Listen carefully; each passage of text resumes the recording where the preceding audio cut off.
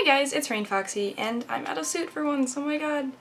I just got back from FWA, Ragtime's kind of a mess and everything, and I'm gonna get started on editing the FWA videos and the panel video, but there's something that actually just happened 30 minutes ago that I want to talk about, and get out as while it's still relevant. And that is Rocky Mountain FurCon was just cancelled. And I'm hang on. I need to plug my phone in, it's dying. Can you hear my voice? It's dead from FWA. Yeah. Got it. So I was not planning to go to Rocky Mountain FurCon just because it was far away and it was kind of a small con. But I had been following all these updates pretty closely because some of the issues that were happening were kind of a big deal and kind of spreading out to the fandom, but it was very centralized in this one point. So too long don't read if you don't really know what's going on. There's kind of two things. So there's a group in Colorado, which is where Rocky Mountain FurCon is, called the Furry Raiders, and people will tell you otherwise, but they're neo-Nazis, basically. Or at least, a lot of people involved in the group are. Not necessarily the whole group, but a lot of people are involved, so by association, yeah. They literally wear armbands that have, Nazi propaganda on them, so stay away from them. So what happened last year was that group had booked out a lot of the hotel space, and there were a lot of them there because they were local, and a lot of people were not okay with that. And they were like, con staff, why are you letting this happen? I don't want Nazis at my convention. And they were they didn't do anything about it.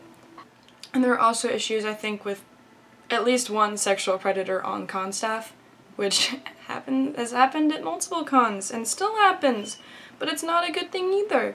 So that has all been going down, and it was set to happen in June, July, this summer/fall, I think. August 11th and 13th. I'm looking at their Twitter now. And I'll link their Twitter post in the description so you can read it for yourself, but I'd like to point out that this apology or statement is not an apology at all.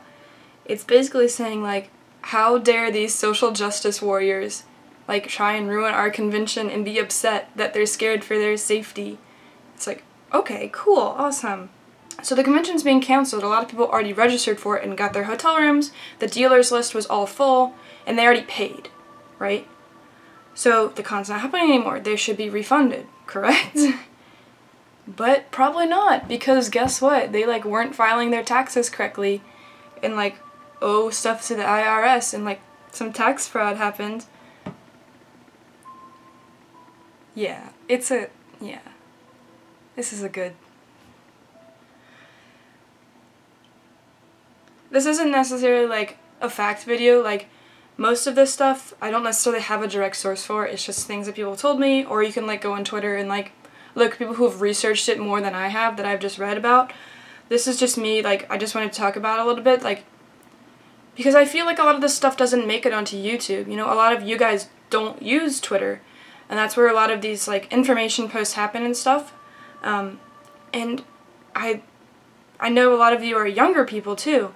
So you might, again, not use Twitter or know about all this stuff.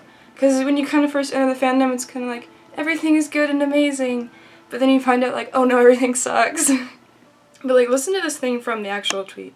Last month we were faced with a sudden and drastic increase in security costs, amounting to more than a third of our entire existing operating budget.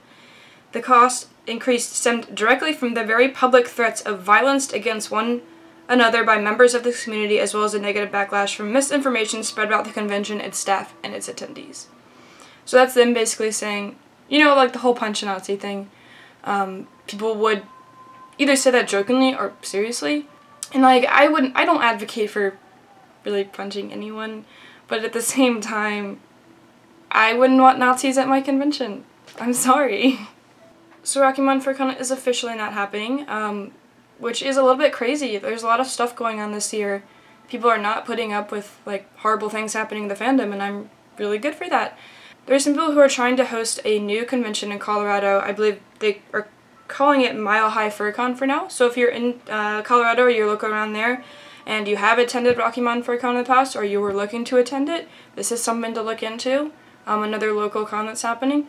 I just really think this could have been handled in a much better way than it was. It kind of feels like they're just giving up and not addressing the actual problem that people were upset about. They just saw that people were upset and were like, fine, we can't fix it then, and didn't look at like what was causing the actual problem. Is that people were not agreeing with how the con was being run and like what people were allowed to be there, basically. You know, we do like to preach that the furry fandom is very tolerant and opening, but there has to be a point where you can't be welcoming anymore. And for me and a lot of other people, Nazis, pedophiles, that's not okay. You know, there is some, like, you know, strange things that happen in the fandom, but as long as it's, you know, innocent, it doesn't hurt anybody, fine. You know what? It's fine. Go ahead and come to the convention. But that's where I draw the line, and hopefully where you guys draw the line too. I would love to hear your thoughts about in the comments if you are someone who has been to Rocky Mountain for a con, or you are involved in this anyway, because it really does affect all of us. Like, this is a pretty big deal, because other conventions and other con attendees are going to look at this as like an example of what can happen to conventions. So I'm getting to work on the FWA videos soon, like right after I put this out. I'll probably edit this tonight. But I got a lot of footage that I'm really excited to share with you guys. It's going to turn out really well. I'm really excited. I did get like maybe 40 minutes of the YouTube panel recorded, then my camera died. But I saw like most people there who were also filming the whole thing, so hopefully that will be up on YouTube if you want to watch the whole panel, and then I'll probably put highlights in my convention videos. I really won't know until I start editing it, because I have like 4 hours of footage from the whole con, which, you know, I'm not uploading all of that. I will see you guys soon. Bye-bye!